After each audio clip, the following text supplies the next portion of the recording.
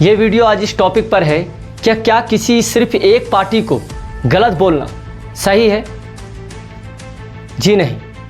आज भले ही राजनीतिक पार्टी भाजपा की सरकार है, पूरे लोकसभा में भाजपा ने बहुमत प्राप्त किया है और भाजपा की केंद्र स्तर पर सरकार है, मगर इसका ये मतलब नहीं है कि सिर्फ भाजपा को ही गलती बोले। आज ये वीडियो इस टॉपिक पर है कि क्या सिर्फ भाजपा ने ही इस देश में आपको तानाशाही का एहसास कराया है। ध्रुव राठी के वीडियो के अनुसार देश में तानाशाही आने वाली है, मगर क्या आप कांग्रेस का थोड़ा सा भी इतिहास जानते हैं? वैसे भी तो मैं बता दूं कि मैं किसी के पार्टी के समर्थक में नहीं हूं, बल्कि ये मैं सिर्फ इतना कहना चाहता हूं कि लोकतंत्र को जब जब किसी ने दबाना चाहा है तो भारत के नागरिकों ने उसे करारा जवाब दिया है। और ठीक इसी तरह का उदाहरण मैं आपको आज पेश करूंगा और बताऊंगा कि किस तरह 1974 में, आपको याद होगा दोस्तों, 1974 में इंदिरा गांधी की सरकार थी।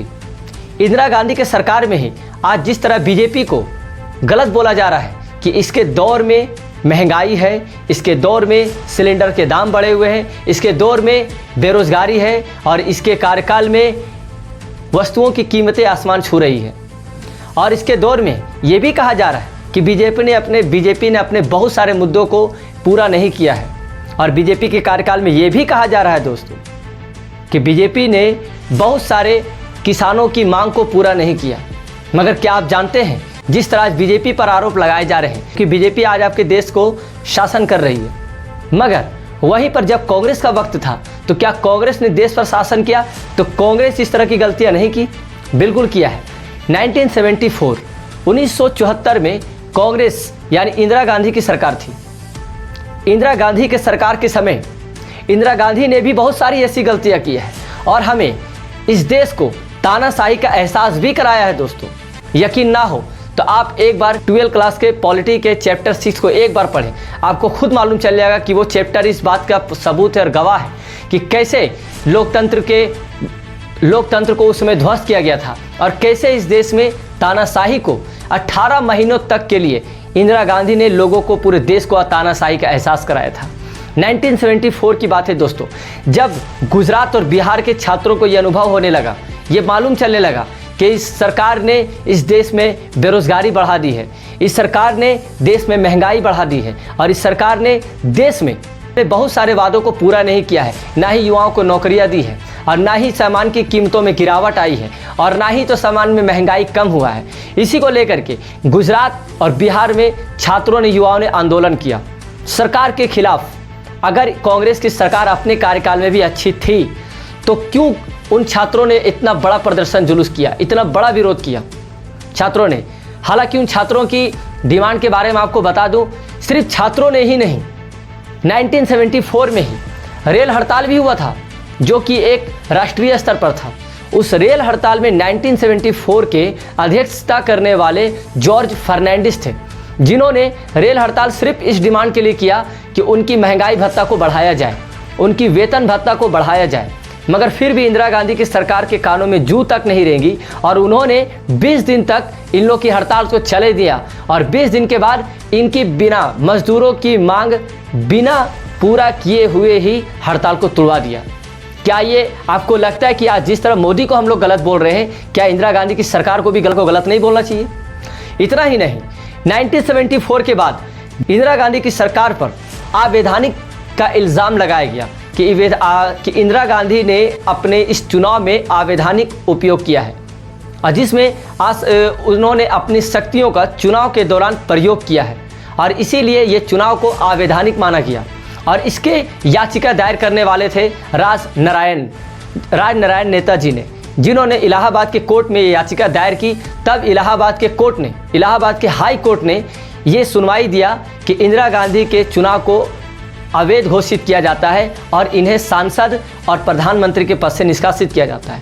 मगर सुप्रीम कोर्ट ने इस फैसले को बदल दिया और सुप्रीम कोर्ट ने इस फैसले को कहा कि इन्हें प्रधानमंत्री यानी लोकसभा में तो भाग नहीं ले सकती है, मगर 6 महीने तक इनकी सांसद की सदस्यता रहेगी। मालूम है उसके बाद इंदिरा गांधी ने क्या किया? इतिहास उठाकर देख लिए दोस्तों, बहुत अच्छा उदाहरण है वो 18 महीनों के लिए, जो आपको देश को दिखाएगी कि कैसे तानाशाही हमारे देश में एक बार एहसास हो चुका है। 1975 25 जून जून 1975 ईस्वी की रात को इंदिरा गांधी ने एक बहुत ही बड़ा खेल खेला और वो खेल था आपातकाल, इमरजेंसी। इंदिरा गांधी की सरकार ने, यानी सिर्फ इंदिरा गांधी जी ने, प्रधानमंत्री इंदिरा गांधी जी ने बिना अपने मंत्रिमंडल को सूचित किए हुए रातों रात, जब विरोधी पार्टी उनके खिलाफ बोल रहे थे कि इंदिरा गांधी को अपने प्रधानमंत्री के पद से इस्तीफा दे देना चाहिए, तब प्रधानमंत्री कैसे अपने पद को बचाने के लिए और कैसे उन विरोधियों को जवाब देने के लिए और इस देश में तानाशाही का रूप धारण कर लिया था। वो इस तरह से है कि रातों रात इंदिरा गांधी ने बिना अपने मंत्रिमंडल को सूचना दिए हुए रातों रात ही इमरजेंसी लागू करवा दिया। इमरजेंसी लागू होने के लिए सबसे पहला काम जो उन्होंने किया वो सेंसरशिप के जरिए, सेंसरशिप के कानून के जरिए रातों रात जितनी भी मीडिया थी, प्रेस थी, उनकी ऑफिस के बिजली की तारों कटवा दी गई। जब देश में मीडिया को ही आज़ादी नहीं मिली, मीडिया को ही चुप करा दिया गया, तो वो देश लोकतंत्र कैसे रह सकता है? वो देश तो तानाशाही में कन्वर्ट हो गया। उसके बाद जितने भी विरोधी नेताओं थे जिन्होंने इंदिरा गांधी के खिलाफ सदस्यता भंग करने की और प्रधानमंत्री पद की इस्तीफा देने के लिए आंदोलन कर रहे थे, उन सभी को रातों रात जेल में डाल दिया गया। बहुत सारे नेताओं को तो रातों रात ही नज़रबंदी कर दिया गया। नज़रबंदी का मतलब होता है कि आपको आपातकाल का मुद्दा बना करके किसी भी लोगों को, किसी भी नागरिक को आपको बिना कारण वजह बताए हुए आपको जेल में डाल दिया जाएगा कुछ दिनों के लिए। उसी को कहते हैं नज़रबंदी। यह नज़रबंदी का एक बहुत बड़े स्तर पर उपयोग किया गया था दोस्तों। बहुत सारे विपक्षी नेताओं को इस नज़रबंदी का उपयोग करके जेल में कितने दिनों तक लिए डाल दिया गया था। हालांकि ये नज़रबंदी एक तरह से आपको लोकतंत्र नहीं बल्कि तानाशाही का एहसास ही कराती है। बिना कारण बताए आप आपातकाल का बहाना लेकर के किसी को भी बिना रीज़न के आप सिर्फ डाल सकते हैं, तो ये आपको तानाशाही का एक छोटा सा रूप है। जब तक सुबह 10 बजे तक किसी को मालूम चलता तब तक बहुत देर हो चुकी थी। कितने लोगों को, कितने मंत्रियों को रातों रात जेल में डाल दिया गया। ये तानाशाही नहीं था तो क्या था? और यह आपातकाल सिर्फ इस वजह से था कि इंदिरा गांधी ने कहा कि देश में एक अंदरूनी संकट आने की आशंका है, इस कारण देश में आपको आपातकाल लगाया गया है। आपातकाल हालांकि अनुच्छेद 352 से लगता है, मगर 352 ये अनुच्छेद कहता है कि जब तक देश में वास्तविक रूप से अंदरूनी संकट ना दिखे तब तक नहीं लग सकता है। तभी हमारे देश की बहुत सारी कमजोरियों का पता भी चला कि देश में ऐसी भी कमजोरी है कि हमारे देश में कभी भी चाहे तो कोई भी नेता, पावरफुल नेता इस तरह अंजाम दे सकता है कि देश कभी भी हमारा लोकतंत्र खतरे में पड़ सकता है। उस समय लोगों के मौलिक अधिकार तक भी छीन लिए गए थे पूरे 18 महीने तक। और 18 महीने तक जब तक ये आपातकाल रहा तब तक इंदिरा गांधी ने अपने शक्तियों का भले डायरेक्ट उपयोग ना किया हो, मगर राष्ट्रपति के जरिए उन्होंने उपयोग करवाया। और इस तरह से आप इंदिरा गांधी के काल में भी देख सकते हैं कि कैसे वो देश तानाशाही का रूप उस समय ले लिया था। इस तरह किसी को विपक्षी का मुंह दबा देना, याद रहे जब तक हमारे देश में पक्ष के साथ विपक्ष भी नहीं रहेगा तो हमारा देश का लोकतंत्र बिल्कुल खतरे में पड़ जाएगा। इसीलिए विपक्ष को बोलने की आज़ादी हमेशा होनी चाहिए, मीडिया की आज़ादी कभी नहीं काटनी चाहिए। और मीडिया की आज़ादी कट गई, विपक्षी को बोलने का हक कट गया, तो उस दिन से हमारा देश खुद ब खुद धीरे धीरे तानाशाही में चलाता जा रहेगा। आज भले ही हम लोग मोदी सरकार को गलत बोल रहे हो, मगर मोदी सरकार की आज शासनकाल है इसलिए, मगर पिछले में जब इंदिरा गांधी की सरकार के शासनकाल था उस समय क्या इंदिरा गांधी ने अपने शक्तियों का दुरुपयोग नहीं किया था? हाँ, हालांकि हमारा सवाल हमेशा, मेरा भी सवाल रहेगा और किसी भी एक जिम्मेदार नागरिक का सवाल हमेशा शासन के, सरकार जो शासन चला रही है उससे ही होना चाहिए। हालांकि मेरा भी जो इंदिरा गांधी ने किया वो बिल्कुल उस टाइम गलत किया, इस एहसास से, इस तरीके से जिम्मेदार नागरिक के तरीके सोचे तो। मगर आज मोदी जी अगर ऐसा कुछ करने की सोच रहे हो कि अब की बार 400 पार, तो याद रहे ये भी हमारा देश लोकतंत्र खतरे में जाने की शंका है पूरा पूरी। क्योंकि जरूरी नहीं कि आपका लोकप्रिय नेता हमेशा लोकप्रिय ही रहे, क्योंकि बहुत सारे नेता हैं जो अपनी गद्दी को बचाने के लिए कुछ भी कर सकते हैं। और इसीलिए एक जिम्मेदार नागरिक का कर्तव्य बनता है कि जो सरकार शासन चला रही है उस सरकार से सवाल पूछे, और सवाल नहीं पूछ सकते हैं तो उस सरकार को 5 साल के मौका दीजिए और 5 साल के बाद तुरंत अपनी देखिए कि क्या सरकार ने जिन वादों को कहा था, क्या उन वादों को सरकार ने पूरा किया। और अगर सरकार ने 5 साल में पूरा नहीं किया है तो आपकी जिम्मेदारी बनती है, आपका कर्तव्य बनता है कि एक जिम्मेदार नागरिक की तरह उस सरकार को 5 साल के बाद एक करारा जवाब दिया जाए।